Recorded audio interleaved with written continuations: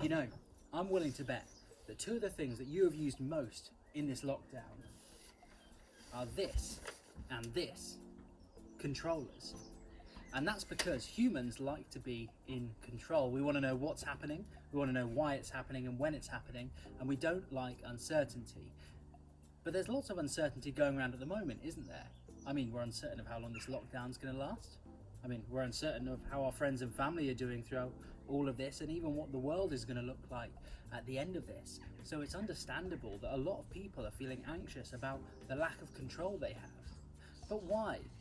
And what might God have to say about that? Let's find out.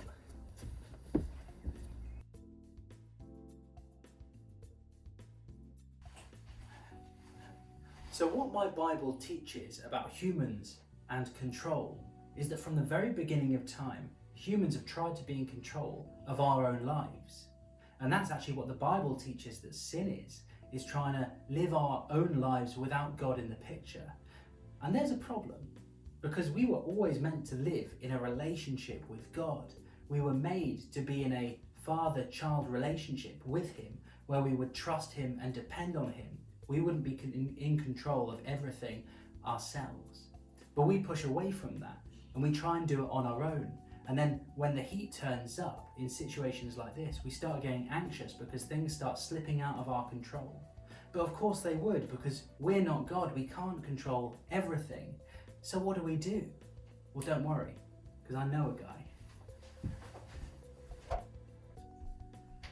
So at the end of Jesus' life, just before he goes up to heaven, he turns to his disciples and says, "All authority on heaven and earth has been given to me."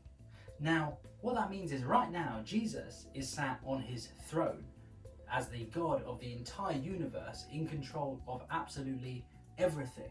And because he's ruling with infinite wisdom and unlimited power, I don't have to be crushed by uncertainty, because I know that he is in control and he asks us to trust in him.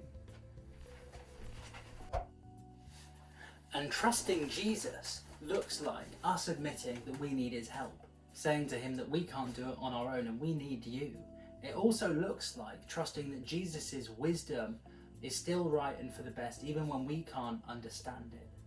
And when things are out of our control, we choose to rest in his perfect control.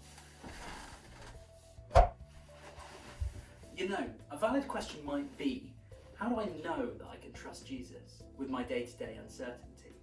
And for that I would say you don't have to look any further than the cross. I know that I can trust Jesus with my day-to-day life because he gave his life for mine. What you have with Christianity, you have a king who left his cosmic, universal throne to get completely and utterly involved with humanity, with us, because he cares for us and loves for us so, so much. He gave his life for us so that we could live with him in eternity. I mean, we've got Easter Day coming up. That's what that is all about. And I'd say that the reason we can trust Jesus with our daily uncertainty is because if you're a Christian, you're already trusting him with your eternity. And if you're trusting him with your eternity, then the day-to-day uncertainty doesn't actually seem that much more extra for him. That's what I'd say. So I'd invite you to be open with God about how you feel. If you feel scared, tell him. If you feel anxious, let him know. In 1 Peter 5 verse 7, it says, "Cast all your anxieties on him because he cares for you." He absolutely does. So be open with him. We can trust him with our eternal lives. He has the power to save us eternally, so he also has the power to save us day by day as well. Or as I've heard someone else say before, you wouldn't buy a really expensive present for someone and then skimp out on the wrapping paper. See you next time.